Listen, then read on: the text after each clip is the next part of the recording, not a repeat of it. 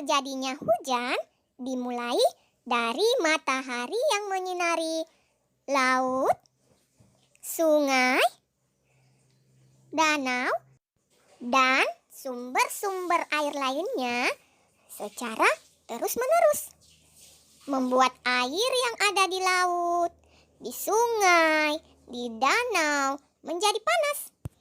Perhatikan ya nak, ini matahari, kemudian ini sinarnya. Sinarnya ini menyinari sumber-sumber air seperti laut ini. Yang ini, air laut yang terkena sinar matahari ini akhirnya menjadi panas. Kalau air menjadi panas, airnya akan menghasilkan uap. Sama seperti kalau bunda-bunda di rumah memasak air. Perhatikan kalau bunda-bunda memasak air, jika airnya sudah panas, uapnya akan naik ke atas. Seperti ini. Begitu juga dengan sumber-sumber air yang ada di permukaan bumi, seperti laut ini. Jika air laut ini sudah panas, akan menghasilkan uap. Uapnya yang ini akan naik ke atas. Seperti ini.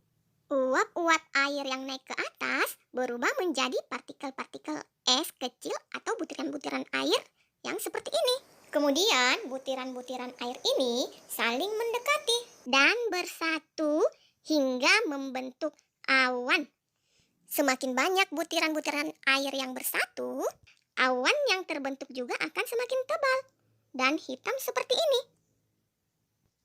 Awan-awan yang terbentuk kemudian tertiup oleh angin dan berpindah dari suatu tempat ke tempat yang lain. Perhatikan ya, awan ini jika ditiup angin akan berpindah dari satu tempat ke tempat yang lain, seperti ini. Awan yang terbawa angin ini akan semakin besar ukurannya karena terus menyatu dengan awan yang lain. Jika butiran-butiran airnya sudah banyak dan awan sudah tidak bisa menahannya, maka butiran-butiran airnya ini atau titik-titik air ini akan jatuh ke permukaan bumi. Kemudian turunlah hujan. Hujan yang sangat bermanfaat untuk semua makhluk hidup yang ada di permukaan bumi. Kita coba untuk melakukan percobaan terjadinya hujan ya. Siapkan alat dan bahan seperti yang ada pada gambar ya teman-teman, yaitu air panas dengan ukuran setengah gelas kaca. Kemudian siapkan juga alat penyaring teh. Dan siapkan juga es batu yang sudah dipecah menjadi kecil-kecil seperti pada gambar yang Bunda Siti contohkan. Setelah itu, teman-teman siapkan gelas yang sudah berisi dengan air panas setengah gelas tadi di atas meja atau di atas lantai. Kemudian, letakkan alat penyaring teh di atas gelas yang berisi air panas tersebut.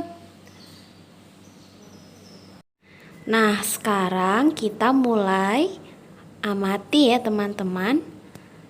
Akan terjadi proses penguapan di sini. Nah, sekarang kita lihat ya teman-teman, di pinggir-pinggir gelas atau di atas air terlihat ada bintik-bintik air. Nah, itu yang dinamakan proses penguapan teman-teman.